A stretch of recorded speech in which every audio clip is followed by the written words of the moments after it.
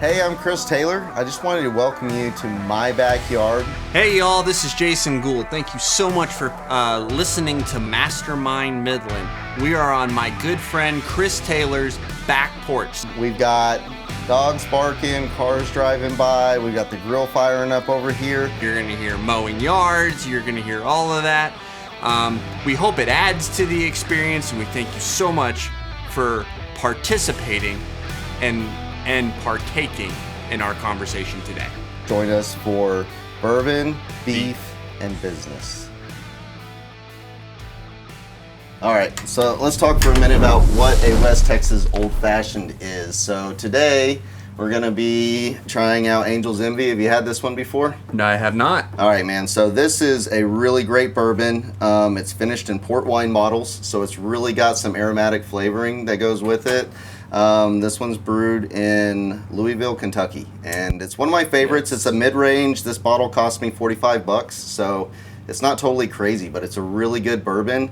I actually like it better than some of the more expensive ones that I've tried. The thing I love the most about this is actually the aesthetics of it. That is just an elegant bottle, and if you turn it around, yeah, the wings on the back of the bottle. I love genius. That. It's perfect. So that's the touch. We're gonna be trying that. I like the handwritten batch numbers on the bottle. It really just kind of shows the extra craftsmanship and the attention to detail that the craftsman that made this exercised in producing it. So what do you do with this bottle when you're done? Because this isn't a bottle that you throw away, right? No, man. I've got a collection of bottles that I keep up at the top of my pantry, kind of at the back of my bourbon collection. So, cool. But I want to bust this one out and try it today. It's one of my favorites. Honestly, this is like my third bottle I've had of it, so I don't even keep the bottles anymore. I've got one for my stash, and well, give it to me. I will give this one to you. You're welcome to it. So the honey, I like to use, the reason we call it West Texas is the West Texas honey. It's primarily a mesquite honey. And you can buy this at most of the local grocers are out here. Honey's honey. Like, they all cost kind of about the same. And then I like to use the aromatic bitters over the orange bitters. It adds a little bit more, and I think it really accents the Angel's Envy quite well. And then, of course, the orange rind. Kind of add that extra little bit of flair, and just the little bit of juice that comes out of the rind is enough to really add a lot of flavor. The oils that are in the rind. Make it a classic old fashioned. Make it a classic old fashioned. Yeah. So I'm gonna go ahead and fire these up. The way that I make them is I start out by putting the honey in the bottom of the glass, and it doesn't take a whole lot. Kind of whatever you feel like. You can use more, you can use less. I like mine kind of middle of the road. This is a good point to stop and caution, because I made this mistake last night when you were at my house, right? And I do it all the time. Right? You have got to mix everything together with the honey before you put in the ice cube. Otherwise, the honey turns into Jolly Ranchers. Yes, and that messes up the old fashioned. You don't want that to happen. So you've got to mix everything together. Ice cube goes in last. Absolutely. So put the honey in the glass. Go ahead and add the amount of bitters that you want to add. Me and Jason both like a lot of bitters, so I go heavy on that. And then I'll add just a splash of water, just to make it easy to mix and make the whiskey a little less strong, so that way it's really palatable. Yeah. Well, no, the thing I like about sparkling water with it as well. Water definitely releases those flavors. The charred wood of the bourbon comes out. You can taste a little bit more of the corn, right? Absolutely. And so then we just give that a little stir, get that honey kind of dissolved in there, so that way it doesn't cube up on us. And then we're going to go ahead and bust out these ice cubes, throw those in, and then we'll pour the whiskey over the ice cubes. There it is. So then we add the magic ingredient, which is the bourbon. And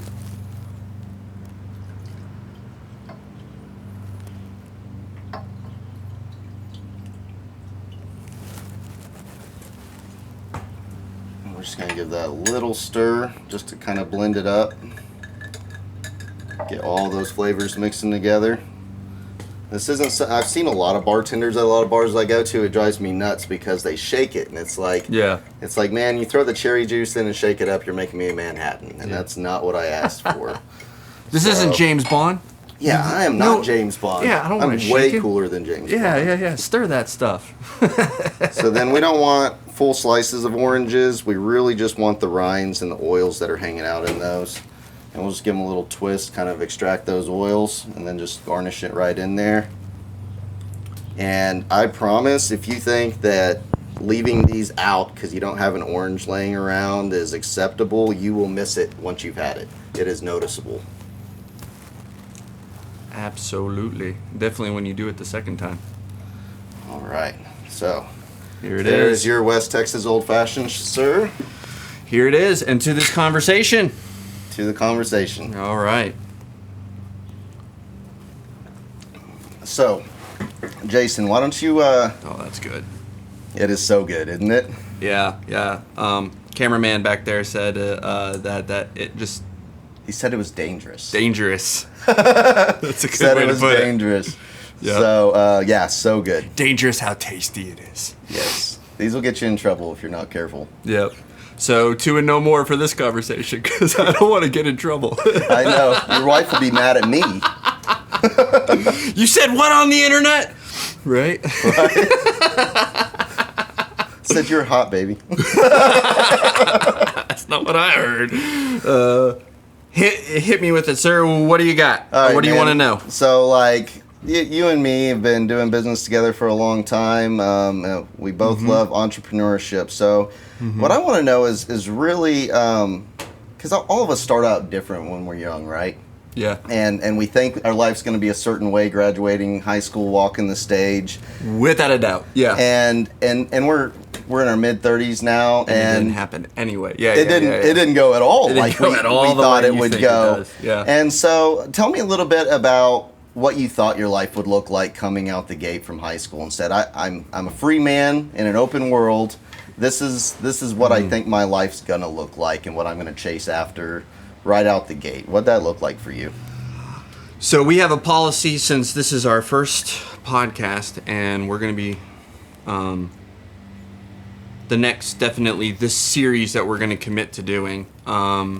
We've promised, absolute transparency. Sure. So in that spirit, I'll answer your question. Okay. And that is, man, I was a religious zealot. Sure. And not in a bad way. So all the way through high school, I was the one that had a tucked-in dress shirt, tie to school, brought a big family-size King James Bible. Right. I can picture Gospel that. tracts in my pocket. Right. One of the things I'm proud of looking back at high school, well, there's 2 things. One was I actually had a semester where I got a 4.0. Where'd you go to college, Jason? Well, so Arkansas. Okay. But we're definitely getting to that. Right on. and if you know me, getting a 4.0 in any semester, I mean, even though we can say high school isn't that tough, to me it was incredibly difficult. Okay. I have ADHD, I'm a little dyslexic. School just did not come easy. And I had a 4.0 semester. And another thing I was proud of was that my sophomore year of high school, I led 35 students to Christ. Wow, man, that's just amazing. one-on-one conversations. That is awesome. So that was my focus. Like, my life was all about, I have a mission, and I could sum up the mission by, there's a oncoming truck that's coming to hit you. Okay. And you can't see it. The only one that sees it is me. Okay. And you're gonna die unless I tackle you, unless I hit you and get you out of the way. And my own safety concern and comfort is of secondary importance to getting you out of the way of that truck, right? Yep. Now, in this metaphor, that truck would be death, right? It would be a belief that a death without a relationship, a saving knowledge of the gospel is the worst fate that a person can ever have. And that was solely what drove my life. 100% completely what. Now, I'm not saying that I'm perfect in any way, shape, or form. I am definitely not. I am deeply flawed. But you were passionate. But that's my passion, man. It wasn't like it wasn't like I'm better than people. It was like, as a human being, I suck at most everything. But man, I have a Lord and Savior that loves me, and I want everyone to know that. And man, if he can do this for me, I can only imagine what he can do for you. Your life is probably going to be better than mine, and I want to be a part of that. Sure. And no one understood that. Everyone misunderstood me. So I went all the way through high school being like my intentions being misconstrued, being, I haven't talked about this in a long time. Okay. Definitely being characterized in a way that was unflattering and completely opposite of the truth. And man, I just got thick skin. So, and so I went into, so to answer your question, as a free man, I couldn't wait to get out of high school, because then I was going to go to Bible college, and I was going to be a part of my tribe. And I was going to go meet other people that were just like me, and we were going to save the world. Sure, man. That's exciting. That's how I left. And I literally went into Bible boot camp. It's not the military, but think of like a military structure. Think of like rules, conformity, that type of thing.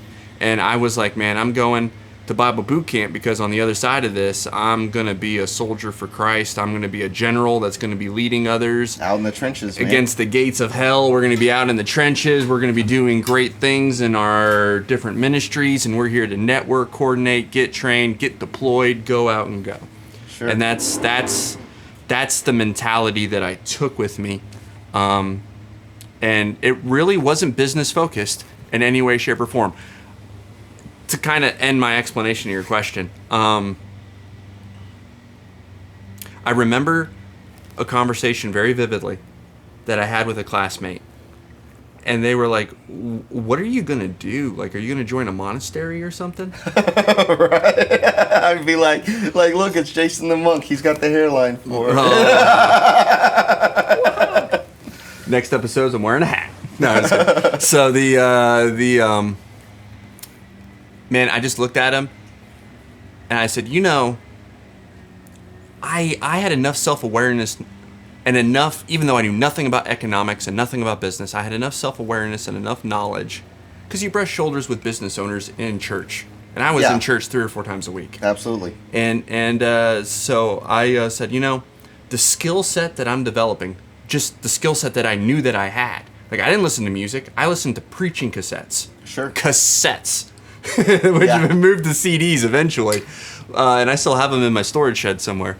But, like, when it comes to public speaking, when it comes to articulation, when it comes to rhetoric, when it comes to sales, I knew that I could take that same skill set into the business world and make a lot of money.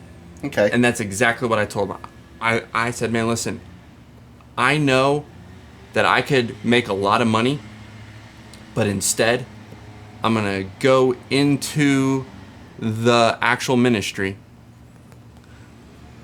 so that I can be of the best service to people like you. Perfect, man. Yeah. I mean, I don't know if I phrased it that well. Like people like you is probably not the best thing to say, but I didn't know what else to say. But you know. What kind of people am I? I mean, I should have said like everyday people, like the average person. But he took that and he was like, yeah, that's. I mean, enough to say that's legit. That's honorable. That's sacrificial. That's going into something. You could make a lot of money, but you're doing something that brings you a lot of meaning. Okay. And in a lot of fulfillment. Yeah. And so you graduated college. Mm-hmm. Stretched a 4-year degree into 5. Okay.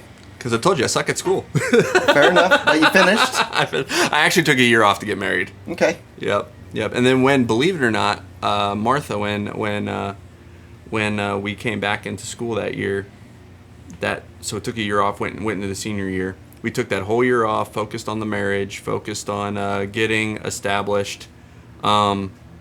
She was working 2 jobs. I was working a job and school. And then we were assistant pastoring a church 45 minutes away from Hot Springs, Arkansas to Benton, Arkansas. Wow, you had a lot on your plate. It was insane. But when we went back, my wife would kick my butt out of bed She would type up all my papers. She would organize my notebooks. And I had 2 semesters back to back of a 4.0, 3.8 to a 4.0. So my best semesters were actually when I got married. Well, the scripture says he who finds a wife findeth a good thing. Yes. And actually again, in the spirit of transparency, hopefully mom and dad aren't watching this. I don't want to throw them under the bus. Right. But my mom and dad actually, they cautioned me against getting married until after I finished. Right. But man, you tell a 22-year-old who's just met a drop-dead gorgeous woman who actually like... talks to you? Yeah, well, not just talks to you, but is like totally into you. Oh, okay. Yeah, you wait a year to get... I was like, no, I could lose her. Right? I'm gonna lock that down first. That's a little bit more important than finishing what I started, mom and dad. You know? Right.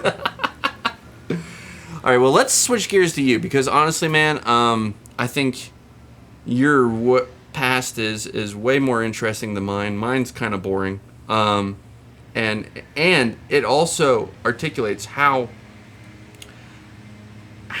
deep this friendship is between you and me. Sure. But how just we come from completely different backgrounds. Yeah, our paths are totally different, but... the way I explain it, there's nothing in common that you and I have as far as pedigree or history. Like, the only thing you and I have in common is the color of our skin. Otherwise than that, everything else and everything else that matters is completely different. Well, I think I'm a little darker than you. I don't think you had enough fun this summer. Yeah, no, I didn't. Been busy launching a business, sir. Yes, sir. What have you been doing? Grilling? Grilling? Yeah. Learning new ways to make cocktails? So let me pitch the same question to you. And then we'll move more into probably more of the business area. I can imagine the things. But man, talk to me about your past. Okay. Basically, like, if we were just turn that question 180. Turn it 180. So, I actually was on the opposite end of the spectrum from you. I did really well in school. I took all honors classes. I graduated high school with, like, 27 college credits. Mm-hmm. I was Texas Honor Society, like, National Honor Society, who's who among high school students, all that stuff. Yep. Like 3.85 GPA, rocked it out, didn't try, worked a full-time job while I was in high school. My senior year, I worked 2 full-time jobs. I was working 60 hours a week. Gosh. And I loved working. I loved being able to go out and produce for myself because, like, I grew up with a single mom, and she was a teacher. So, like, she only had so much. So I remember always growing up and not ever having any of the stuff that I wanted. I always had what I needed. My mom was great about that, but I never got anything I wanted. And I always had the Walmart shoes and the Walmart socks and all the stuff that all the other kids made fun of me. Right. And I hated that. And I hated, like, the way people looked at me because of what I was wearing, whatever, because I didn't understand. I mean, when you're 6, 7 years old, you don't really get it. You just know that you're different from those kids. You don't know why. It's not your fault. But you don't like the way that the other kids make you feel. And so whenever I got the opportunity to start working, I started working when I was 15. I worked the state maximum. I was like, I'll put in 30 hours every week. Like, I'm down. Let's go make some money. Because my mom had everything I needed, and she did a great job. But there was things I wanted that she couldn't meet that demand, and I was like, I'll go meet it for myself. I'm good with that. And I was always that 12, 13-year-old kid out there knocking on every door for a mile and a half. I'll push a lawnmower a mile to make $50. I'm down. Let's do it. Like, and I'd always kind of been that way. And so I loved working. I remember starting work and I was getting paid $5.15 an hour. That was minimum wage back in 2000. And I was so excited. I saved all that money. I didn't spend a nickel, man. All the other kids were like buying comic books and Pokemon cards and all that junk that was popular back then. And I saved everything. I bought my first truck for $600 so I could drive back and forth to work. And like, wow. I worked all the time, but I did really well in school. I did extracurricular activities. I was actually in orchestra. I played cello for like 10 years. You didn't even know that. I find out new stuff about you every day. Like I was pretty much a walking stereotype. You pretty much bust every stereotype. Matter of fact, talking about monks, go ahead and take off your hat for a second. Oh yeah, man. Yeah, I am au naturel. Like, you look like Vin Diesel's redneck cousin. Yeah, right. With a better beard. So yeah, man, played the cello, huh? Yeah, so I played the cello, I played tennis, and then I worked blue-collar jobs. I actually had my tradesman's license for plumbing before I graduated high school, but I hated plumbing, so I just walked away from it. And then I had a guy call me. He's like, hey, man, I heard you worked really hard for this guy. I got an electrical company. Come work for me. I spent a summer in attics. I was done. I was like, this is not for me. It's 110 degrees outside. It's 130 degrees in the attic. You do the math. Not fun is what that equals. Yeah, and I don't want any part of that. And so I kind of got away from that. I had some other random jobs, moving furniture. I worked at PetSmart for a little while. And my mom's like, you should go to college. You should go to college. I applied to a bunch of colleges. I got 4 full-ride scholarships. And by the time I graduated high school, I said, I don't want to go to college. Mom's like, that's ridiculous. Yeah. Oh, and I know like, your mom. She would. Yeah. That's like, you might as well she's dedicated. Give her the worst news possible. You might as well tell her there's a body buried in the backyard than you got 4 scholarships. She would have rather heard that my girlfriend was pregnant. Like, I'm pretty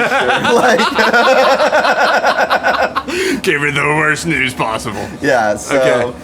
Well, she's an educator. She's that's why you gave her the worst news possible. Yeah, she's committed her whole life to it. She believes in it wholeheartedly, and I appreciate that.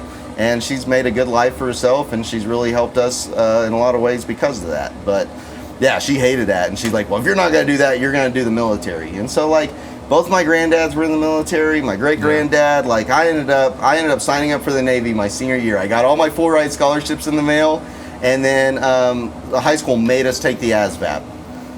Which is the military placement test. See what kind of jobs you can get in the military. It's an aptitude test. Okay. And so anyway, of course, I'm the freaking guy in the whole school. 1,100 people take the test. I get the perfect score.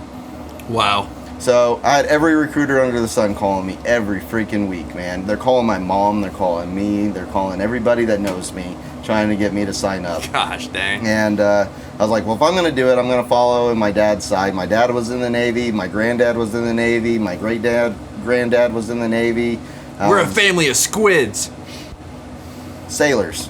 Okay, got it. Yeah, you're squids when you're new. I'm past that. Okay. So I was a squid back then. I'm not a squid anymore. I sit corrected. You stand corrected. Okay, go ahead. So anyway, I know where this is going, but so anyway, I ended up signing up for the Navy like a week after I got all my college responses. I saw what they were. I was like, yeah, this doesn't sound awesome. I'm definitely not doing it. I went down to the Navy recruiter's office, and they ended up signing me up to be in the nuclear power program. Yep. And I thought that sounded super cool. I'm 18 years old. I'm going to work on nuclear stuff. And of course, the only thing I know that even exists that's nuclear when I'm 18 years old is bombs. And I'm like, hell yeah, I like shit that blows up. Yeah. Like this is going to be awesome. And but they, at the time, that was 2003. And at the time, they were not recruiting heavily. They were recruiting top talent. They'd really moved the bar up. And so I actually had to wait until January of the following year to actually go to boot camp. So I was in a delayed entry program. Everybody that joined back then was, because they didn't just ship you off right away. You had to sit and wait for boot camp to open up for you to go because they were only taking so many. Mm-hmm. So ended up graduating. I got out of high school and I went and worked for AT&T for a little while in New Mexico. Hung out with my dad and actually started that was my first business I ever started. Really? Was building cell phone towers.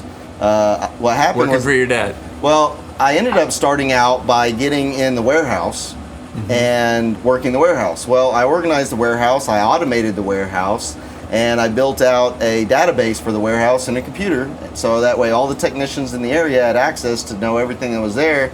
And the And you were how old? 18 years old. And the regional manager comes up to me and he says, you know what, you did so good a job, I can't use you anymore because you've actually structured this in a way that you worked yourself out of a job. And I got that a lot at most of the jobs I had. I hit it so hard that the guys are like, you need to slow down, you need to take it easy, you need to pace yourself. Isn't that crazy? I've been told that by almost every boss I've ever had. Slow down, you're going to work yourself out of a job, you're going to work yourself out of a job, you're going to work yourself out of a job. And like, looking back, I'm like, man, I love being that guy because as an entrepreneur, that's the whole point. Yeah. Like, I want to work myself out of a job. Exactly. And that means that I succeeded. But when I was 18 years old, that was not the vision of success to the social standard. And so I was like, cool. Well, what happened was he's like, I'll give you 2 weeks And then whatever. So I just hung out at the warehouse and I read all the tech manuals on all the equipment in the warehouse because I was bored and I was like, well, I'm gonna do something here. I'm in a big empty warehouse by myself with tons of equipment I know nothing about, and I'm in a business I know nothing about, so let's educate myself. And so I read all these tech manuals, and I remember one of the contractors and one of his technicians come in one day, and they were talking about a job, and they were coming in to pick up some equipment to go install on a tower, and they were having a problem with it. And I had spouted off to him. I was like, hey man, why don't you put this piece of equipment on instead of that piece of equipment, and then reroute your wiring this way, and that should take care of that resistance issue that you're having at the location you're at. And the contractor's like, dude, who are you? I was like, I'm just the warehouse guy. He's like, no, like, where'd you even come up with that? I was like, I read all the manuals on all the equipment in this warehouse. And he's like, do you like working here? I was like, I'm 2 weeks away from being out of a job because I did it too good. He said, did it too good? And I was like, yeah, that's what they told me. They said I made this too easy for everybody else. They don't need me anymore. And he's like, you're the kind of guy I need. Yeah. And so he's like, can you build cell phone towers? I was like, I'll do anything that you teach me how to do, and I learned fast. Jeez, dude. That is the entrepreneurial spirit. Like, I think a great segue, just to stop you here and talk about that, is how do you know if you have what it takes to be an entrepreneur? And the number one mindset you have is that. Everyone else is worried about job security and having a job and having an income. And you don't give a rat's rear end if you work yourself out of a job, because you know long term who you're developing is yourself. And yourself is more important than that job. Absolutely. That job is a tool for you to use to cultivate your greatest resource, which is your own potential. Right. And if you have that mindset, especially when you're 18 years old and you're able to perform at that level and you're able to have those type of experiences, what your 18-year-old self doesn't realize is that you're crafting this person that you're going to be 2 decades from now. Sure. And this person that you are 2 decades from now is going to be the boss. Yep. Is going to be the employer. Because everyone else is looking to be told what to do. Yep. And you're the one that sees potential, sees opportunity, sees need, and you solve these problems. You are the one that tells other people what to do. That doesn't just magically happen one day. That happens when you're an 18-year-old disrupting stuff, right? Yep. Absolutely. And so anyway, I'm gonna wrap that story up because it's a cool story. But like, basically what happened, I ended up getting on with that contractor. He showed me how to build towers. So I went and built 3 towers underneath him in like 30 days. 2 in El Paso, 1 in Santa Fe, New Mexico. And he said, cool, you're a badass. So what I'm going to do is Sprint is doing a retrofit in 2003, and they're changing out all of their hardware equipment at the base of the tower. And so all new processors, all new transmitters, all the stuff that makes your cell phone work, they're swapping it all out, updating everything. He said they're only handing out so many contracts or so many towers per contractor. He said, so I can't get as much as I want. So I'm going to tell you how to bid the job. You go bid the job. I'll help you establish your own formal company. And you give me a kickback on the backside of this for hooking you up with this massive contract. Cool. And so I go do a freaking $5 million contract a month into this industry with Sprint, and I landed. Unheard of. Yeah. And so anyway, so that rolls around in October. I'm shipping out to boot camp in January, and they give me 50 towers. And so dang. I do every tower in like mid to northern Utah. So I'm everywhere from like 100 miles south of Utah all the way to the northern border. So is this before you were in the Navy? This is before I was in the Navy. You haven't even landed the Navy yet. I hadn't even gotten the Navy. So anyway, wow. So I cover that whole territory, and so I call up everybody I know. I was like, I'm going to teach y'all how to build cell phone towers. Like, I'm going to set y'all up on a crew. I'm going to give y'all per diem and all this stuff. And like, I'm out there 18 years old making $2,500 a week take home. And all I'm doing is going and surveying the towers and having my crew come in behind me and put them up. And I've got my supervisor on the crew that books the cranes, that books all the stuff. And then when I'm surveying it, I'm sending that to Sprint and they're dropping all the materials. And then my crew just comes in and assembles everything. Jeez. And so we ended up awesome. we ended up doing 60 towers in 3 months, and it was for a 2-year contract. What? And so the regional supervisor for Utah tried to offer me a job. I was like, sorry, bro, I'm signed up for the Navy. I gotta go. I gotta go. And he's like, how'd you even get this done so fast? I was like, I didn't have an option. I had to get it done before I, signed off and shipped So off. I hired 4 crews, man. We were putting up 2 towers a week, and it was nuts. And then I just left. I took the whole month of December off. I blew every penny I had. I must have had 40 grand in the bank December 1st, and I went to boot camp broke. Wow. It was a lot of fun. Yeah, I can imagine. That's an amazing story, dude. And honestly, that's the first time that I've heard it. Okay. That's what I love about you. We have these conversations and I find out new stuff about you all the time. Let me go ahead and pass it off to you then, if you don't mind me taking this question. Man. Well, let's do this. We've got the grill warmed up. It's up at temp. So over here working with you warmed it up. You might as well use it, Yeah, right? man. Pit Boss pellet grill. I love these things. I'm a huge fan. Basically, you just put all the pellets in the hopper. It plugs into the wall. You set your temperature, and the magic happens. There's a little more to it than that, but I like magic, so let's just stick with that. Let's stick with that. So I want to start out by getting the asparagus ready to go. It takes a little bit longer to cook. I like just regular fresh asparagus. You season it? Yeah, I'm going to just do mild seasoning because I think asparagus has got a really potent, robust flavor on its own. It just needs an accent, and so I don't try to change the flavoring on it like I might on some of my other vegetables. What I really like is this infused extra virgin olive oil, which is actually chili garlic in this case. Gives it a little bit of spice and adds that garlic flavor that you really want in a lot of your grilled vegetables.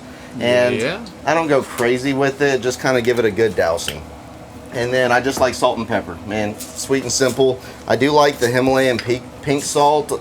They say there's health benefits. I don't know, but I like it. My kids even like it better than regular table salt. And it comes in a cool grinder, so that way you can grind it up. Feel like you're at a fancy restaurant, because us rednecks like to be bougie. And then just a little bit of cracked peppercorns right on top of that.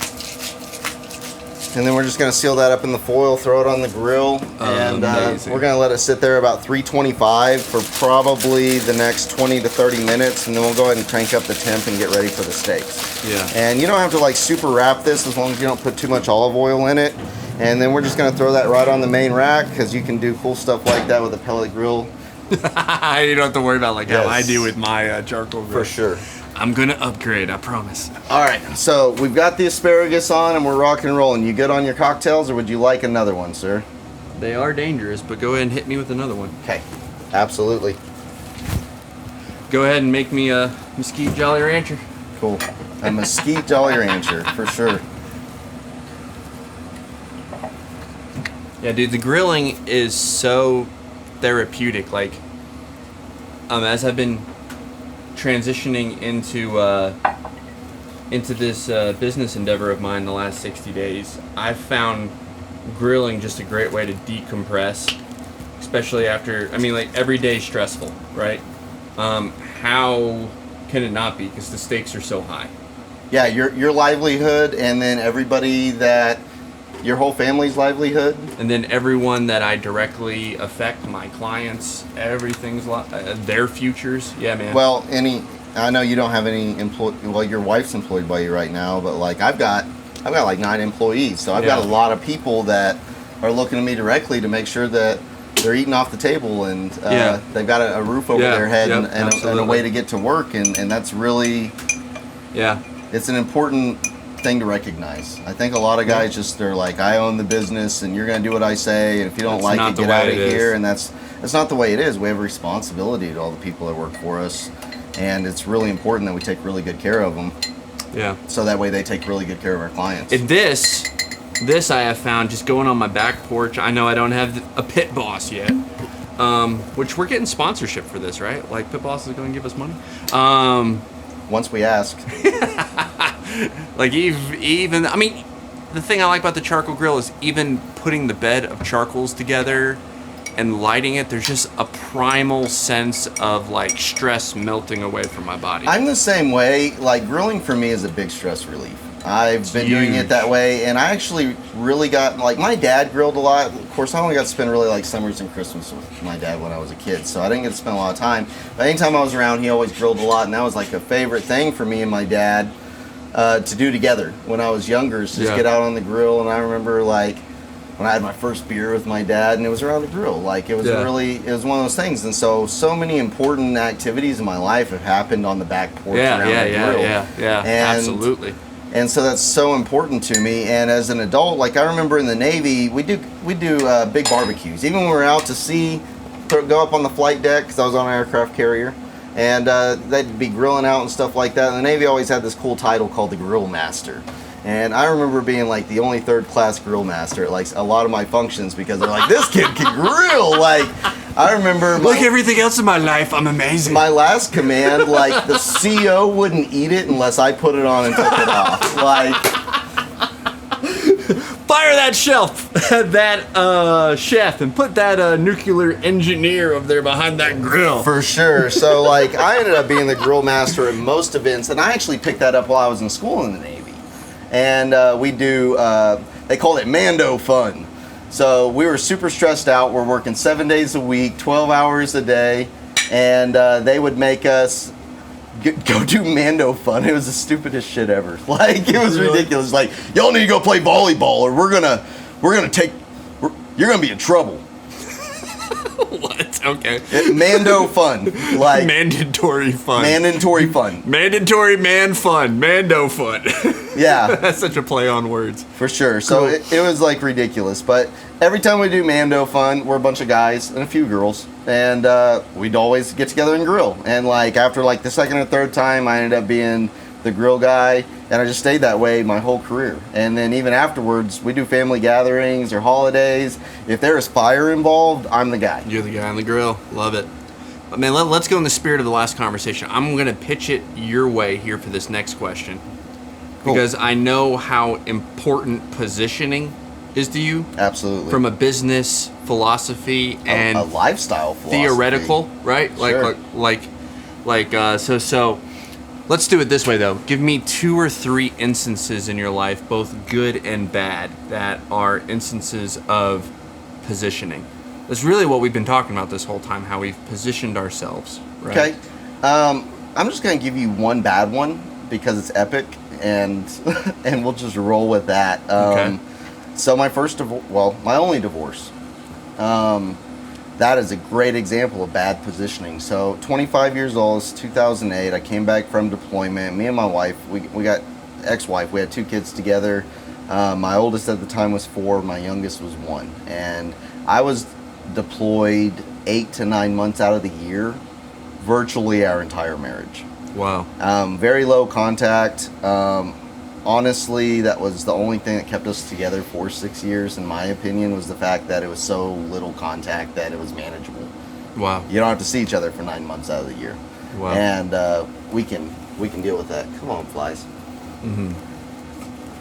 And so anyway, we ended up getting into it real bad when I got back from one deployment. Yeah, throw that other plate up on top of it. Yeah, let's throw that other plate on top of it. Cool. I'll take care of the flies. Problem solved. Problem solved.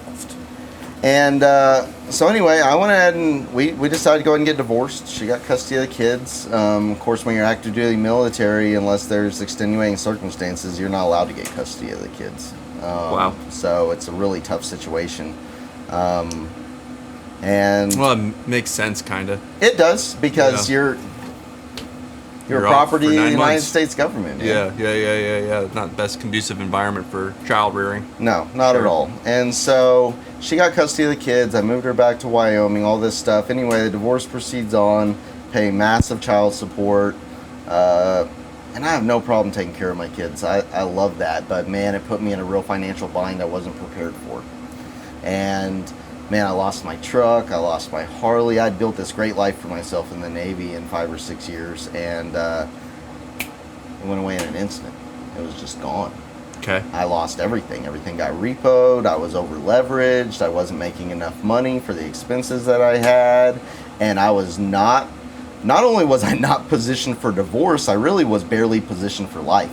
I was living on the ragged edge of irresponsible, and getting divorced just shattered my entire life.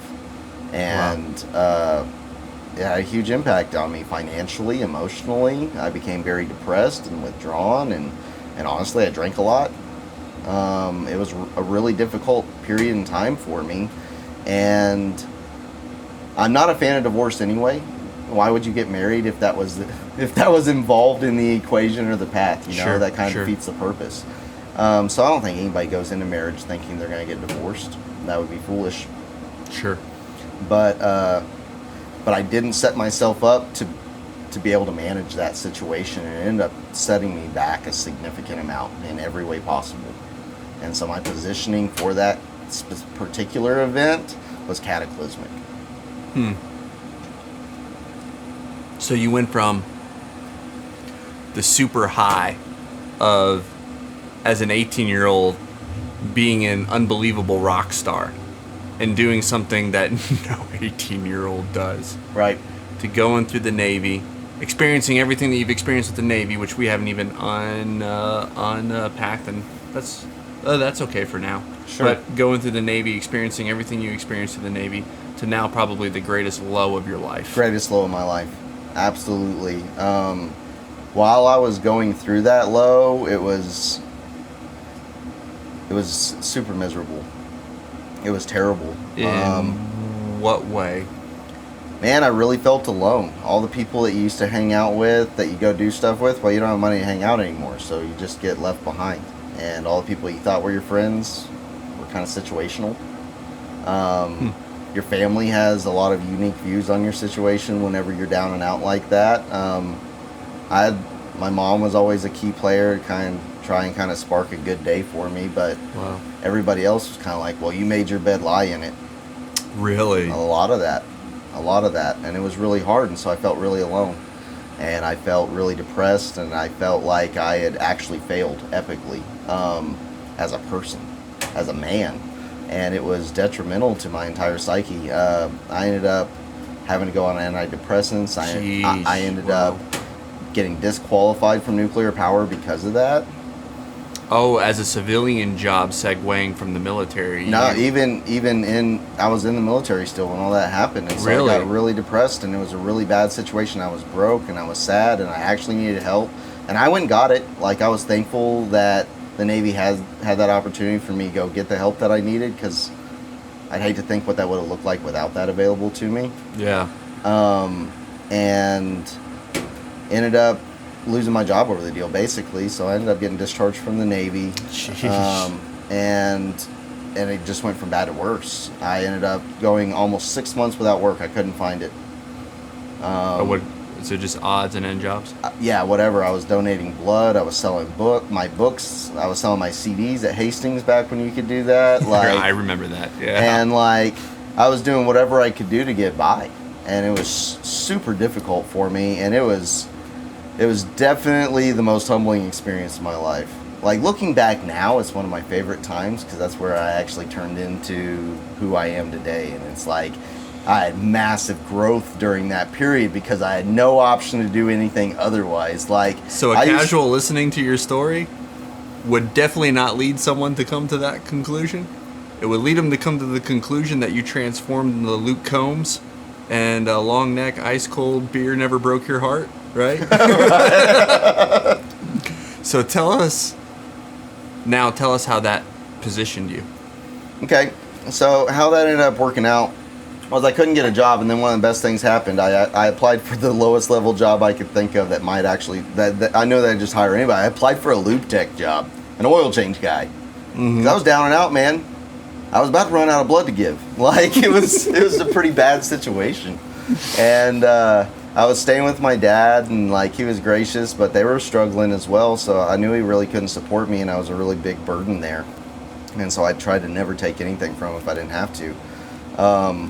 And so I was like, I'll take anything, because I tried for the good jobs and then kind of went for the middle range jobs, and I was filling out 400 applications a month, and I was doing on average about 20 interviews.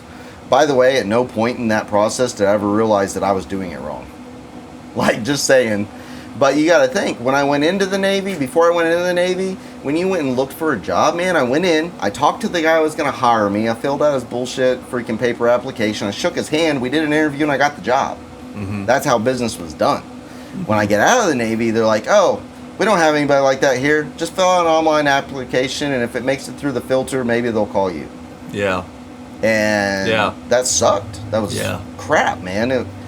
That like just wrecked me even more because I was like, I thought I was a rock star. Like I'm just gonna go back out there and rule the world again. I came back and realized that 8 years later, the world was not the same. It shifted.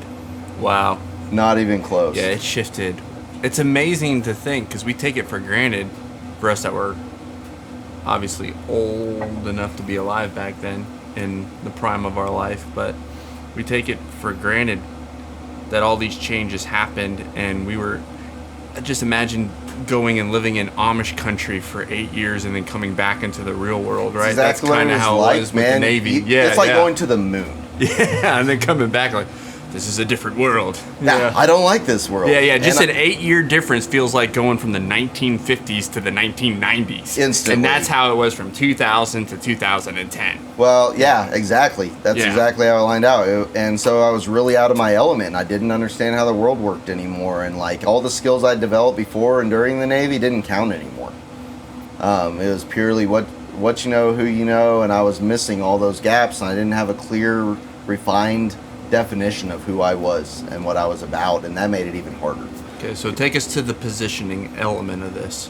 So bring it home for us. Basically, what ended up happening is I went into that lube tech interview, and the guy's like, "You can't be a lube tech," and I was like, "Dude, please, I will work for free for a week and show you I'm a badass. Like, just give me an opportunity." And he's like, "Well, I'm going to give you a job, but you're not a lube tech. You're an assistant manager." And I was there you go. My eyes got wide, and I'd never been so excited for $8.75 an hour in my life. I bet. Yeah. And I was like, I went home and like, we're getting double cheeseburgers tonight. Like I'm gonna be rich, y'all. We're ordering that number 3 off the menu, not that number 1. Hell yes. And it was fantastic. And so ended up working that job for a little while, becoming the store manager, and then basically that gave me insights like, man, I love being in the automotive industry. And I was like, I can do this. Like, I kind of found my niche outside of the Navy because the Navy was all nuclear power. I hated that. I didn't like it. I didn't like the your experience with the Navy was? Mine was. Yeah. Yeah, my particular experience and what my job was in the Navy. I didn't like nuclear power. Okay. There was too much red tape. You couldn't get the job done when it needed to be done. Yeah, and that's not how I operate as an individual. I need to be able to just get out there and execute. Get out of my way. Get out of my way. And you got all that red tape. All it does is slow me down and frustrate me and then ultimately piss me off. Mm-hmm. And I know how that feels. Yes. And so it gave me a direction, man. Like, so I went through all that hard time and I was like, man, I'm going to just excel in whatever I pursue. And I finally was like, I want to pursue cars. Anyway, I worked at a couple different shops and ended up getting technician jobs, other jobs like that. But I was like, I want to be in a shop. And about 2 years into this career, I was like, I want to own a shop. Okay. That was the turning point for me was, and to be honest, there's a lot of factors there. So one of the big factors was I had been in the business 2.5 years. And I had invested $50,000 into tools. Wow. And which is, as a mechanic, you're investing in yourself. And do mechanics typically invest $50,000 into tools? Not in that time period, but anybody that's invested in the game long term can have upwards of $100,000 plus in tools. Wow. Which is where I'm at now, but like yeah. Back then, to be 2 years in and you threw $200 every single paycheck into tools, like to get better and have more availability and be the best, like I stacked it quick, man. And at some point I realized, man, I got $50,000 in tools. I'm not that far from just owning a shop. Nice. And so that's how you made the transition. That's how I made the transition, is I'd invested in myself enough that I got to the point that I said I need to take myself to the next level and operate independently. I don't need an employer anymore because I spent enough time investing in me, both knowledge, time, and just physical investment, the tools that I needed to do the job. And that's when I realized I'm already my own business. It's just called an employee today. And I made that transition that day when I realized how much I invested in myself, that I was actually worth more, and made that decision that was my goal from that point forward. For the sake of this conversation, let's give some context. Tell whoever may be watching right now where you are today. Where I'm at today. So today I own... And I know there's a huge gap from just that transition to where you are today, but just give people where you are today so that they can get some perspective. Okay, so I try to even tell this story sometimes to encourage my guys, because I want the guys that work for me, ladies too, to just understand that I was actually below where they're at, and that this is where I'm at in a 12-year cycle. So I got into that business in January 2012. It's August 2022. I've literally only been in this business for 10 years. So wow.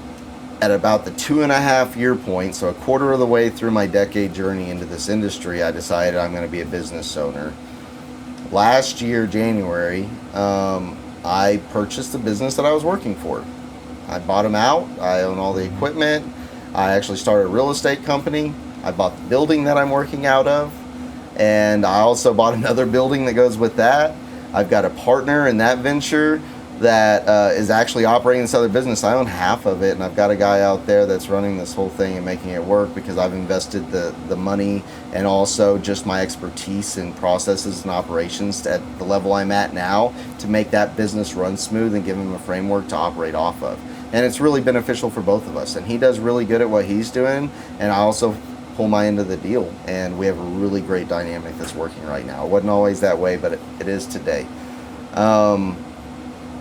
And I've got a couple other failed business ventures that I've kind of pushed out into. I wouldn't say they're failed. They were actually all profitable, but I've decided that I need to spend so much time at this current point that I'm in life focusing in one fluid direction that anything that's not on that table just needs to be exited from my life. So I've got a couple of businesses over the next 4 or 5 months by the end of the year that I'm actually going to be phasing out and closing down, because I just need to spend so much more of my bandwidth in the direction that I'm trying to go with my automotive shops, that I just don't have the time to dedicate to those. And without that time, they become not profitable, which means they're no longer a good investment. So I'm just looking at that from where I'm sitting right now and making the realization that the wise and responsible decision is just to close those companies down and migrate everything towards the one thing I'm doing moving forward. So you transition from your lowest low into this, hey, I've got $50,000 worth of tools.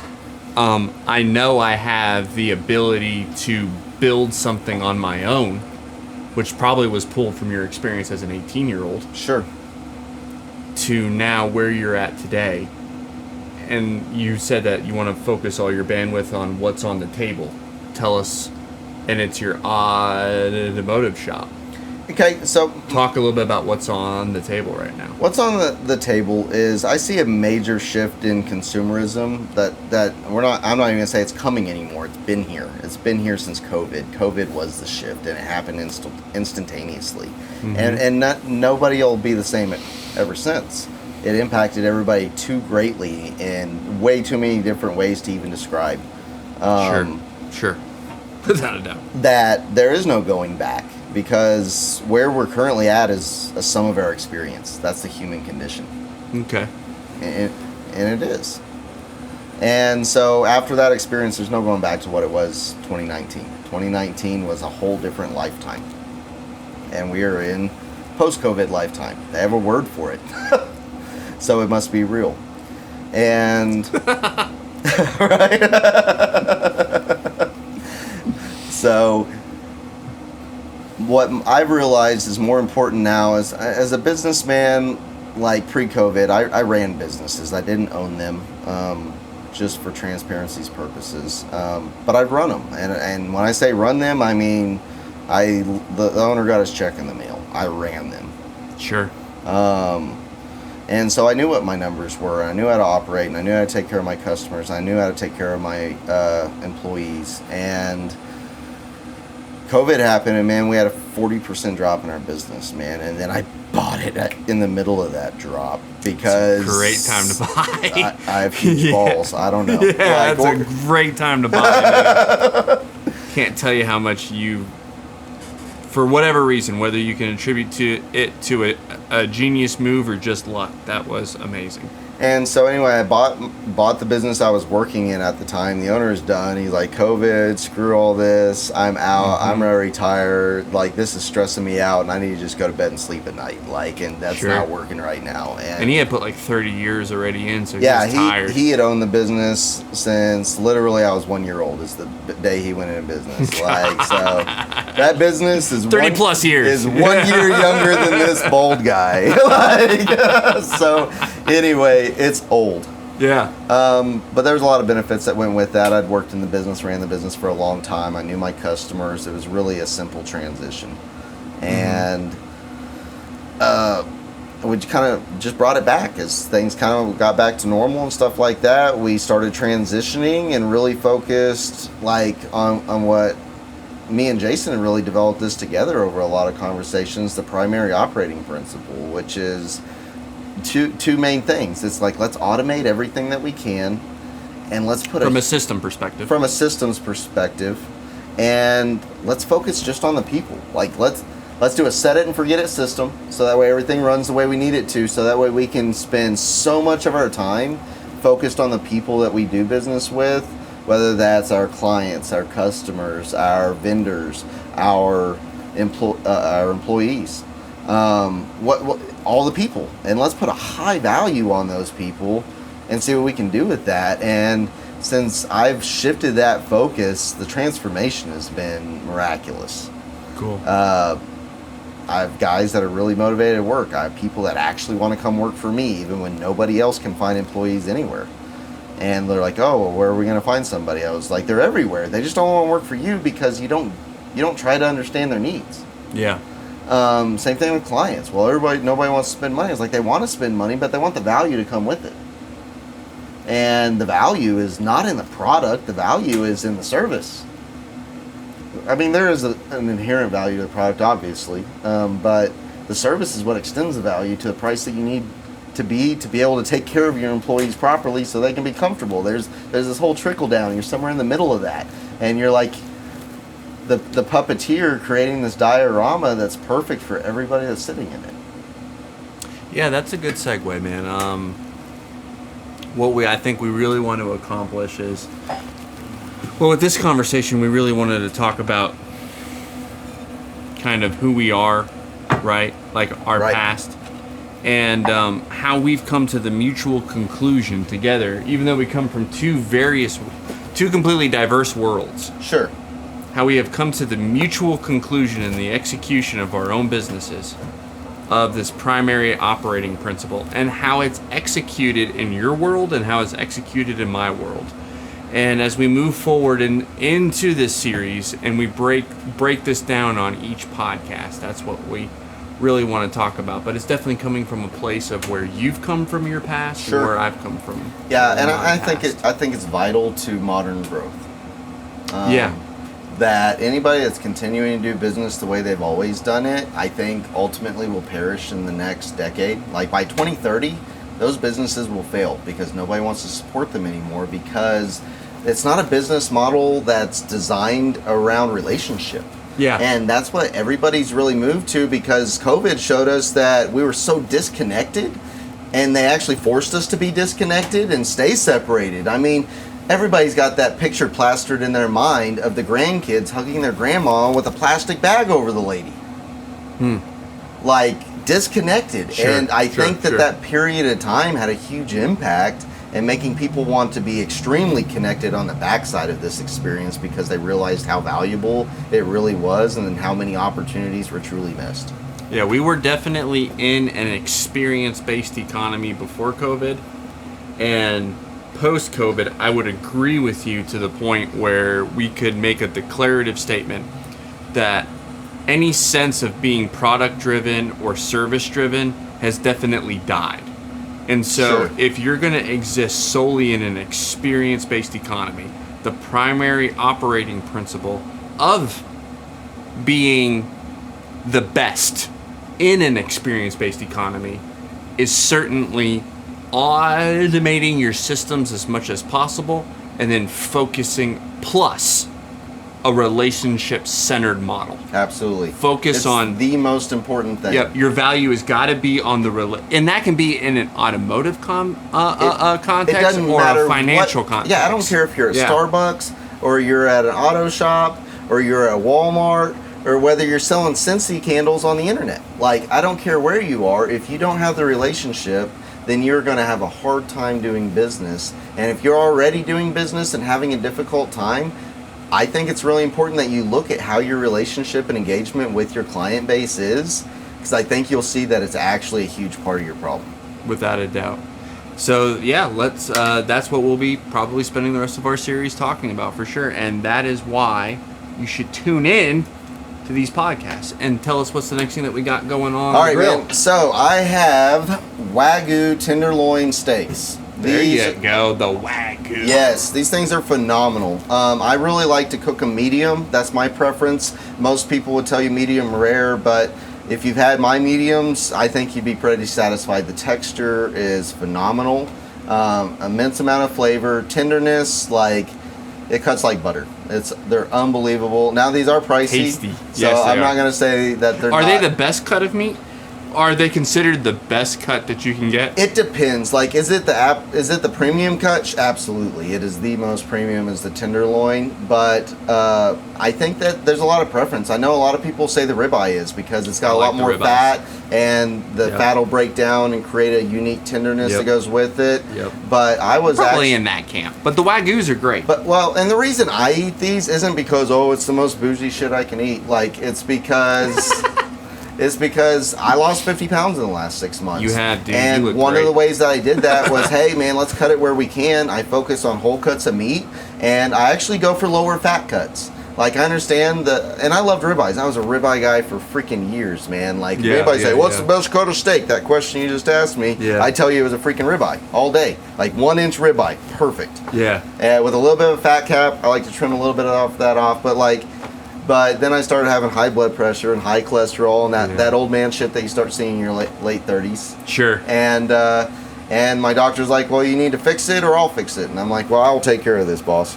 And I went and did what any good person would do, and I changed my diet and I exercised a little bit. And but this is one of the things that's a staple in my diet is I eat a premium lean piece of whole cut meat. It tastes really good. I really enjoy it, and it's actually helped me get to where all those issues I just described are gone. I had blood work done this week. Dude. And congrats, man. I'm 100%, so I'm super Congrats, stoked. Man. So well, go ahead and add to my health today and throw some of that on the grill. Absolutely. So we've got the Wagyu tenderloin steaks. I like to do 2 different seasonings on my tenderloins because I like them at about 1 inch, 1.5 inches. So they're a little bit thicker, and I like flavoring 360.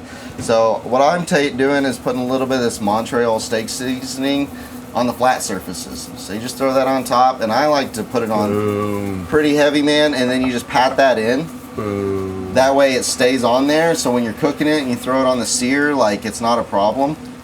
You know, there's only so there's 2 of us here and you got 4 steaks. So why do you have 4 steaks? I have 4 steaks because camera guys deserve to eat too, bro. These cameramen are gonna eat fantastic. Hell yeah.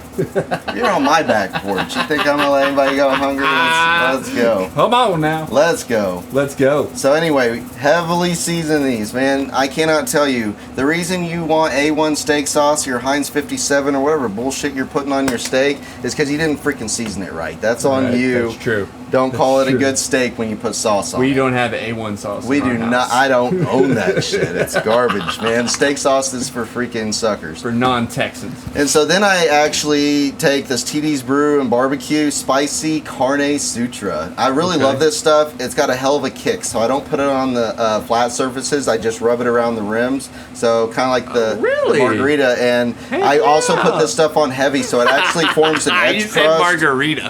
Hell yeah, man. You got to salt the rim of the steak, brother. Salt the rim of the steak. And so I like to just put it a little bit there on the plate, and then just kind of roll it around like that, and that way we got that nice little crust. You right just on the Jimmy steak. Buffetted these steaks. Hell yeah, man. Well, it's always 5 o'clock somewhere. So we're good, bro. We are good. I love it. I love it. And so yeah, I just throw, like I said, I throw some of this a copious amount there on the plate and just kind of roll those through it. And you can see how those are just rolling around and really they're super tender cuts of meat. There we go. I highly recommend them.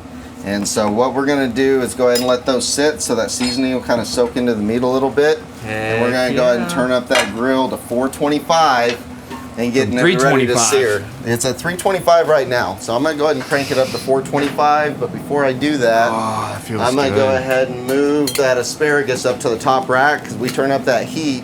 The asparagus is not going to like it. Sure. So we're going to throw that in there and then we're going to let that crank up. Man, what I love about your grill is even when you open the top, it still retains the heat. Like, obviously with the charcoal grill, if I ever open the top, I dump all of the heat, right? The convection aspect is really nice. It helps you maintain the temperature. It gets the temperature back up to operating temperature whenever you're checking on your meat and things like that a lot faster. And so I think there's a lot of benefits. Typically, even when I'm cooking steaks, which I always cook at 425, I cook my burgers about 400, and then, I mean, different things for what I'm trying to do. But I can have this thing up to temperature in 20 minutes. So I can get home from work at 6 o'clock. And don't you have an app on your phone? I have an app on my phone. I'll tell you about that. So I have an app on my phone for my grill. Freaking ridiculous. So Can you say redneck? And I'm a technical redneck. Yes, you are. Yes, so, you are. You can get home at 6 o'clock, man. And like that's why I always like gas, because you get the temperature up quick and cook dinner in less than an hour and be ready to eat, so you're not eating at 10 o'clock at night when you're supposed to be in bed at 9, because that sucks. And so you never grill during the week. And so that's when I got into gas and did that for a while. But the gas grills, man, the nozzles plug up. You end up with hot spots where you'll burn it here and it doesn't cook here. Yeah. And it's miserable to use. Yeah. And so I went ahead and pulled the trigger and got the pellet grill, man. This thing's up to temp in 20 minutes. So I get home, I change my clothes, I get my meat ready, the grill's ready for me. And I can it hooks up to Bluetooth and Wi-Fi on an app on my phone, so it'll tell me when it's ready. It's like, you have achieved 425 degrees. I'm like, hell yeah. A thought just crossed my mind. It's like, I just made that comment, and then, like, if this is still in the internet sphere 20 years from now, people are going to look at that comment I just made and be like, well, yeah, everyone does their grill on their phone, stupid. Yeah. What are you, from last century? What are you, from last century? Yeah. All right, man. So let me push this back the other direction then. I have monopolized too much time. Go right ahead. No, you're fine. So tell me what it looked like for you after college. Like, kind of tell me what you did right after college. Because let me ask you this beforehand. When you graduated college, were you still as on fire as you were when you entered? That's a great question. And by the way, let me stop and look at my cameraman and say, these are freaking dangerous. I'm already buzzed. So that's why it's called a conversation starter. Call me a lightweight, but that's going down until I eat some food. That's why you don't have a third one, because those are conversation enders. I will barely be articulate. Actually, I don't know, man. My headspace now, I feel like I'm like loose, so I can answer the question. That's a great question. If I was in your shoes, I would ask that. Because a lot changed for you when you were in college. Because you got married while you were in college. You struggled through that. My worldview changed. I'm sure that the experience that you received was not what you expected. Okay. Let's start there and then grow that into, were you still equally on fire on the backside? Man, I don't know if I want to answer this. So in the spirit of transparency, but still know that I have love and respect for all parties involved. Can I put that disclaimer in? Yeah. Okay. All due respect. Matter of fact, I mean, the college I went to, they don't have an alumni program built yet. I know they're trying, but if they ever do, I'll be their number one donor. But with that being said, I definitely got jaded. Okay. I know you got jaded through the Navy. Absolutely. And I got jaded through Bible college. And it's just, you have an idealism when you're 18. And especially with my background. Because my background was 100% sheltered. I come from a middle, upper class family. Right? Sure. I didn't have the same experiences that you had as a kid. Right. My whole family on my mom and my dad's side are generations of farmers. My dad comes from upstate New York families that go all the way back to the Mayflower. Wow. And you know what they were? They were poor sharecroppers. Sure.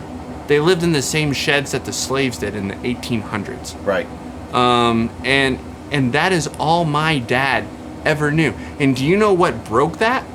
My grandpa going into the military. Okay. Every male in my family that goes back 2 or 3 generations was in the military, except for me. And not Navy, because they kept calling Navy squids, which is why you corrected me, right? Yeah, I'm a sailor. Army, man. I don't know. We come from an Army family. It's so funny because we even got jokes inside of the Navy. So like, different ratings have different titles. Whenever you're junior, once you move up and you're a petty officer or chief or master chief, then that's what you are. But like when you're junior, when you're like E3 and below, you've got seaman. You got fireman. Yep. And then, to be honest, I don't even remember the third one right now. I was a fireman, so I always made fun of all the guys that were seamen. Yeah. And so it was. And ironically, that's spelled the way you think that's spelled. Absolutely. SEAMEN. Yeah, man. And so coming from coming from an Army background. Even my mom's side of the family, all the men were in the Army. And dude, my grandpa, my mom's mom, didn't even speak English. Okay. He spoke French. Wow. And they come from upstate Maine, as close to the border as you possibly get. Right. And that was 4 or 5 generations of lumberjacks and potato farmers. Right. So my parents were the first ones to actually break the mold, go to college.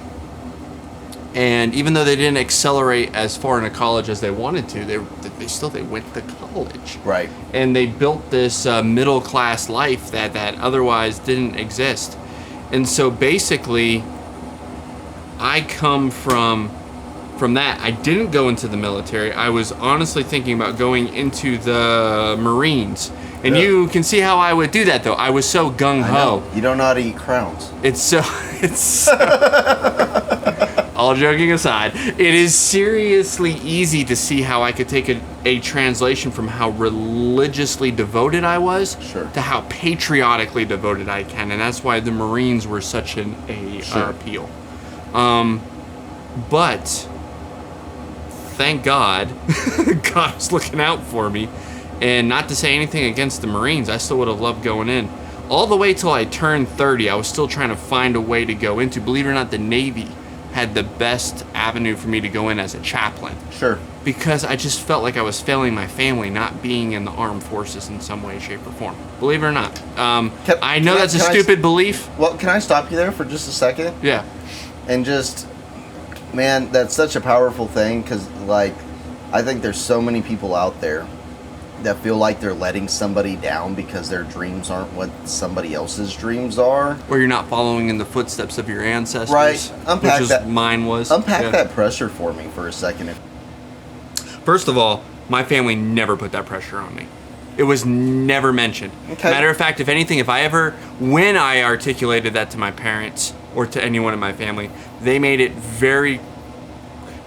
were very quick to respond that is not how they felt in any way, shape, or form. The pressure was entirely on me. Do you think that a lot of people you've talked to that have felt like outside pressure, whether it was really real or not, do you feel like that's the case for a lot of people that you've interacted with, that maybe they put the pressure on themselves and there's not really so much external pressure to do something or not?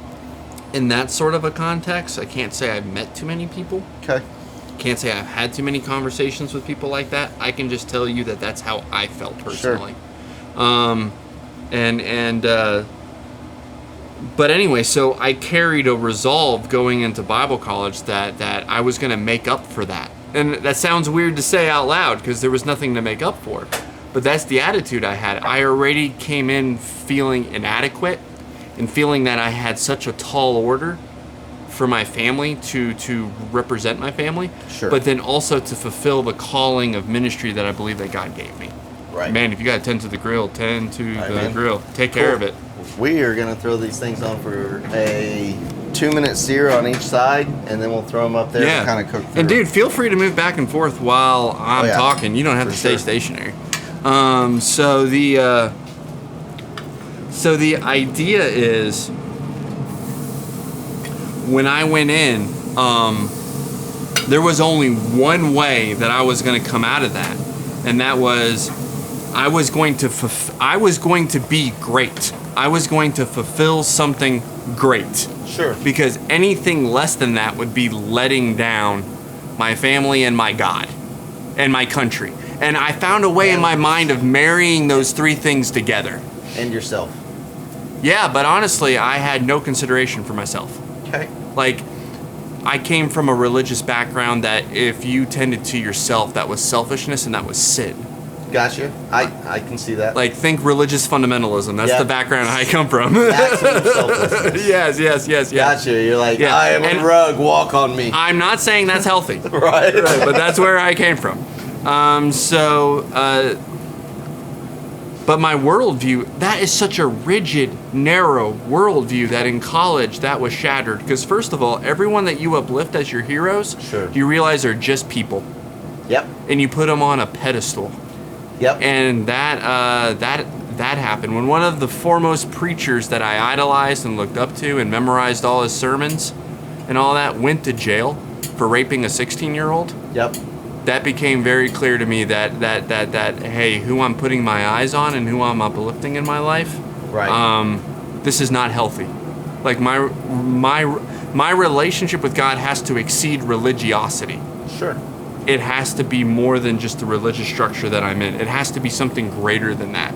Right. And I am very encouraged to say that the institution I went to college with, they've made a similar shift. That's so awesome. they are 180 degrees different than where they are now. Right. But when I was a junior and senior in college, especially newly married to my wife, I was one of a minority of people who believe that. Matter of fact, our close friend from Arkansas that we're going to do business with in the actual real estate space when we formed that venture, he was one of my closest friends. He, he was part of a small group of friends I had that were going through a similar transformation. Okay, so, man, this is a great segue into kind of like where I think you're going. And so, like, I feel like what you just described is kind of like what we're trying to do. And you had a little mastermind in college that y'all were all kind of transforming in the same direction at the same time and kind of moving in the same direction. Oh man, to put an exclamation mark on that, we had a professor. I still talk to him to this day. Okay. He saw what we were doing, and he was one of the pivotal voices in balancing out this institution. He took us into his living room.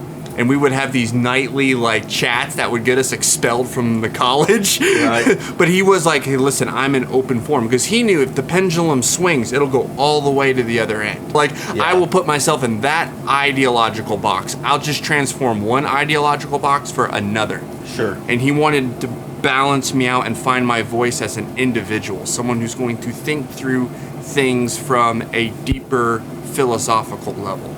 So, and I, to this day, cherish those. So how important do you think it was to have a mentor like that in your corner contributing to where you're at today? I wouldn't be where I am today. If it wasn't for, matter of fact, I'll even throw his name out there. If it wasn't for Elson Portugal, I wouldn't be where I am today. Right. Man, I'm so thankful.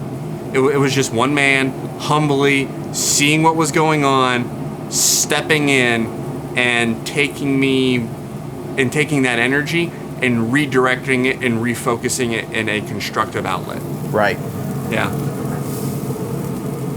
Yeah, man. Without a doubt. So, what was your question again? I know. Those things are dangerous. You're asking me about after college? Okay, so after college. Well, that was a transformation through college. Right, that's transformation through college. Perfect. So, the question is, were you as on fire when you graduated as you were when you entered? And what was the result of that?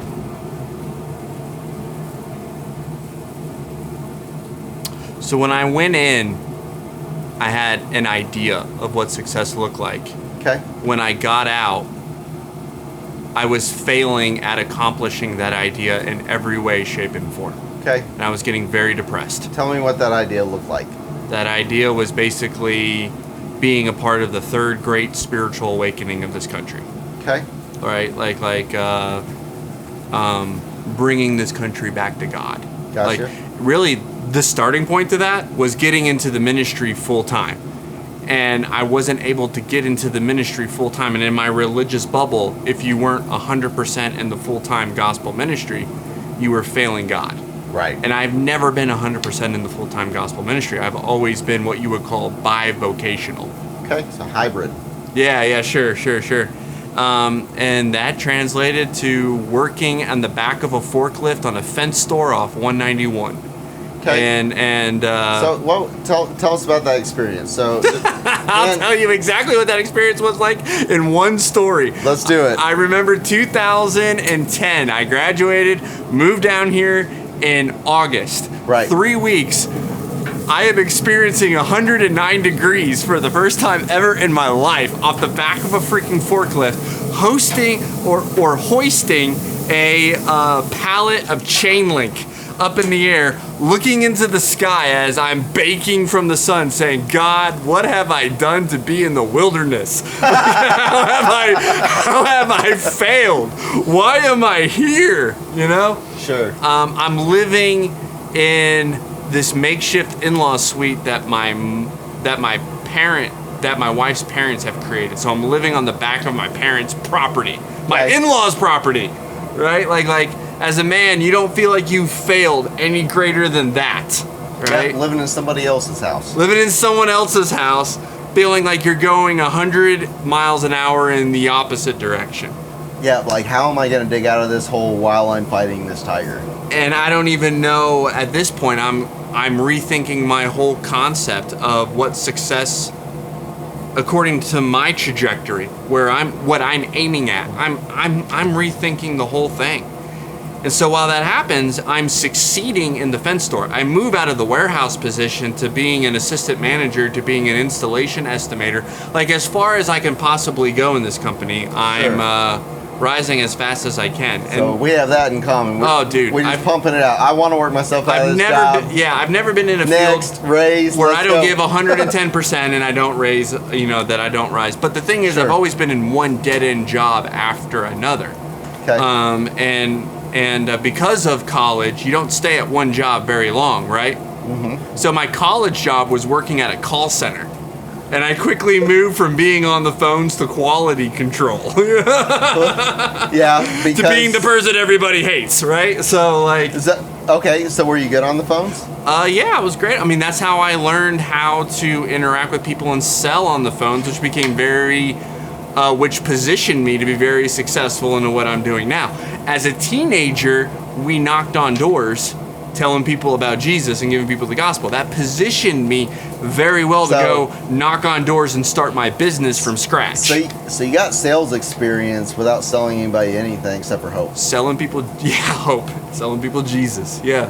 There you go. Yeah, absolutely. Being on the phones, dealing with getting abused on the phones, but still maintaining your calm and solving the problem. So you're able to take your ministry experience that you'd been pushing hard since you were in high school and translate that into money for your household. That's one way to put it, man.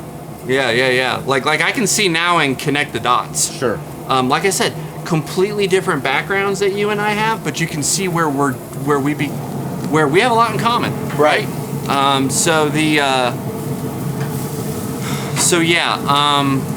It changed. So to answer your question, was I on As Fire? No, I was beaten up. And being beaten up and having my entire rigid worldview shattered was probably one of the greatest things that happened to me.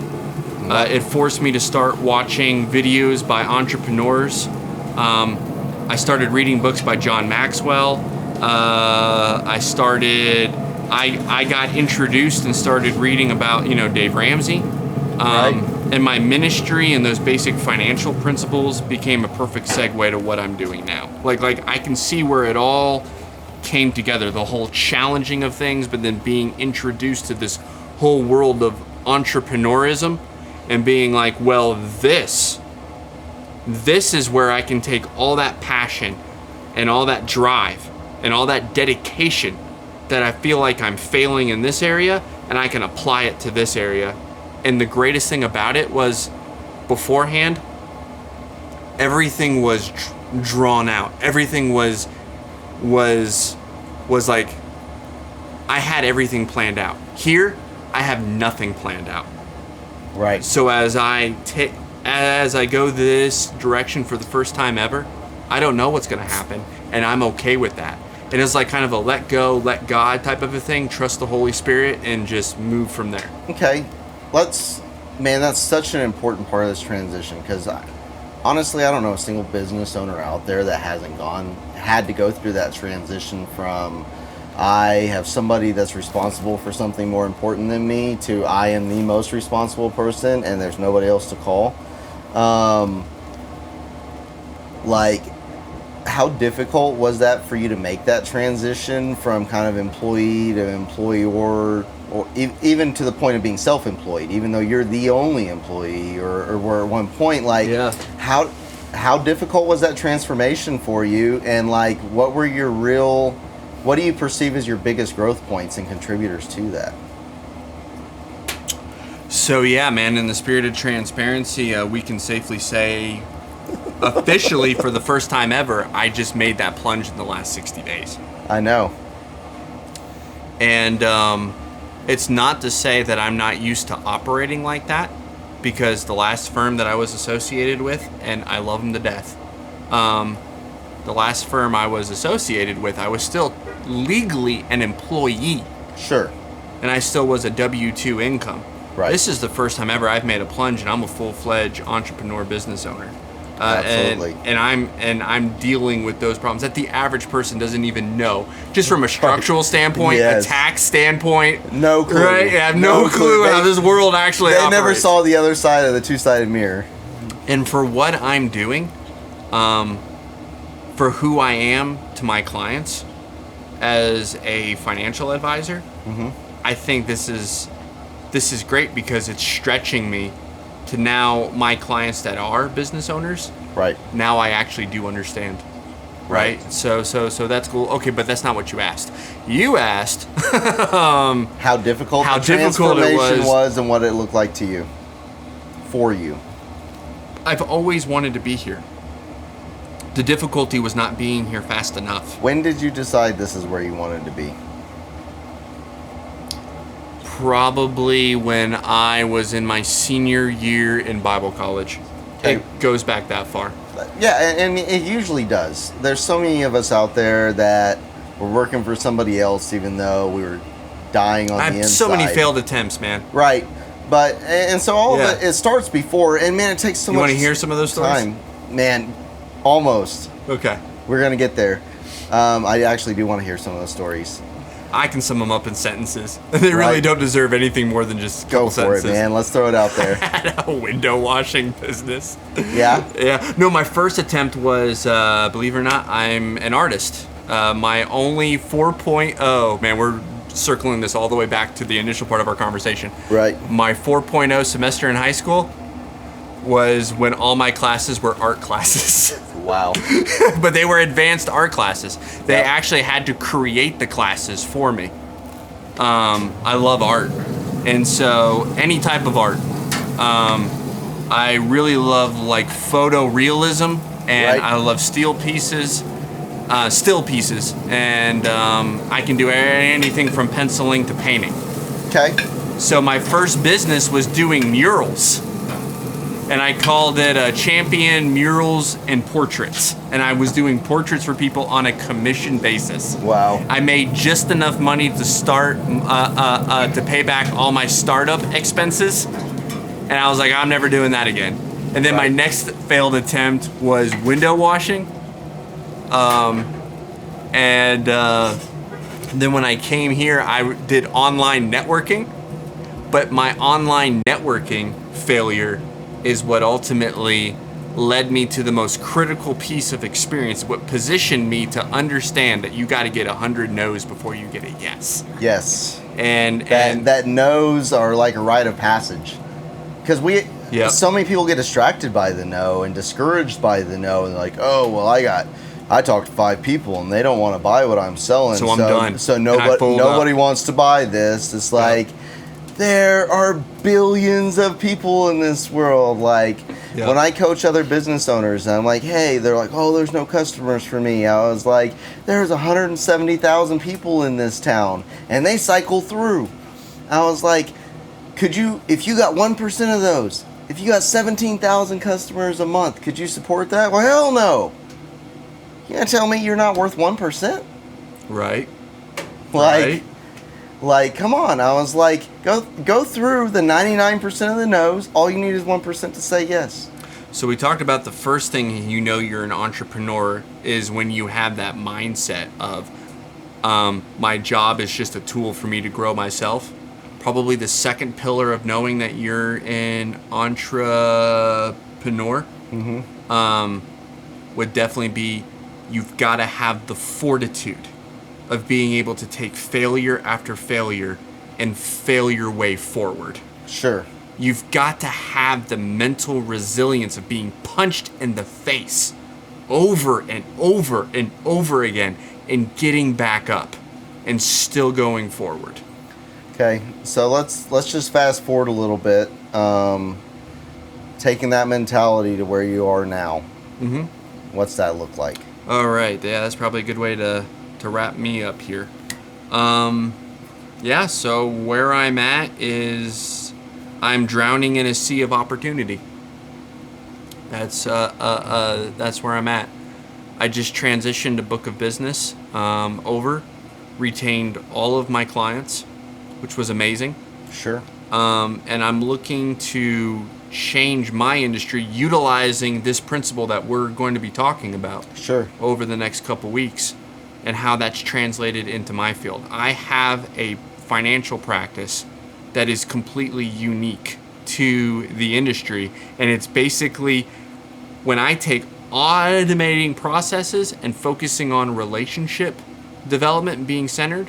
That was so foreign in my field because everyone who's a financial advisor is pretty much focusing on revenue and assets. Absolutely. And I'm focusing on. Well, you're in the financial sector. That's what people understand about your business is it's financial. Yeah. It's numbers and money. But it's there's not so that way much with my clients. No, not at all. I'm one of your clients. I don't want to be anybody else's client. It is focusing on going as deep as you can in that relationship. Sure. In every single client household, regardless of how much they have in assets. And then developing processes around that. And automating those processes that allows you to go down deeper, faster. Right. And I'm at a position now that I've transferred my book of business over, I have 70-year-old financial advisors with these huge book of businesses that they've spent their entire life building coming to me asking if they can partner with me. And I'm at a position where if you do this for every single client interaction, you can't do it by yourself. Right. I am learning now, or I'm starting to envision how I'm going to bring in junior partners. And I'm going to have a culture of mentoring and coaching other financial advisors to do exactly what I do. And sharing these assets, sharing these households. Providing a high level of service to your clients through a wider spectrum of operation. You got it, man. And in that area, you and I find ourselves positioned in your industry. Yep. Similarly to where I'm positioned in my industry. Almost identical because it's all about crazy. the service. It's like, how well can I understand and identify with your problem, or even just be able to identify your core problem and really give it my 100% shot, that bullseye on solving it. And that's the value we provide to our clients. And it really doesn't matter what industry it's in. I mean, you're in the financial sector. Yep. I'm in the automotive. It doesn't matter if you're building houses, or you're an electrician, or you're a plumber, or you're working at Google and you're making the user experience better for somebody else. It doesn't matter where you're at. If you make that your primary focus, is literally making somebody else's life 1% better. 1%. Man, if you do 1% every day, that's 365% a year. That's growth. And it doesn't matter what you're focusing on. So Chris and I are definitely going to speak from our respected backgrounds. Sure. But know that we have a belief that what we're speaking from, these principles are going to be transferable to every single person, no matter what your industry is. Because you can't get more diverse than the financial services in the automotive. Yeah. So where we're finding intersection and where we break this down over the next couple, well, for us, we're filming this in the next couple weeks, but these podcasts will probably be cut and produced in monthly quadrants. So as you're getting these, just understand that however this series is being distributed to you, what we're going to be talking about is absolutely 100% relevant to you as you seek to be the best in your respected field in this experience-based economy. And to be honest, Chris, that's probably a good place to leave this. I can't think of a better place to leave this. So, anyway. And the cameramen want to eat the steaks. Yeah, for sure. They're like, bring it down. So let your steaks rest for at least 5 minutes, 5 to 7 minutes after you pull them off the grill. That's going to bring those juices back out. Let me show that because I know we didn't get a close up, but like, check out that juicy plate. All right, but yeah, you can see the juices that came back out of the steaks. We're ready, man. Cooking them, like, that's where it's at. So let them rest for a little bit. It'll bring the juiciness back after you pull them off the grill, and then you're ready to serve them, and bon appetit. Thanks for watching us today, and we hope to join you for the next episode where we're going to talk about why the primary operating principle is important for your business and your life. We're going to do some vision casting. Hell yeah. All right, Chris. Thank you, man. Yes, sir. That was great. Thanks, Jason. Guys, thank you all. That was awesome.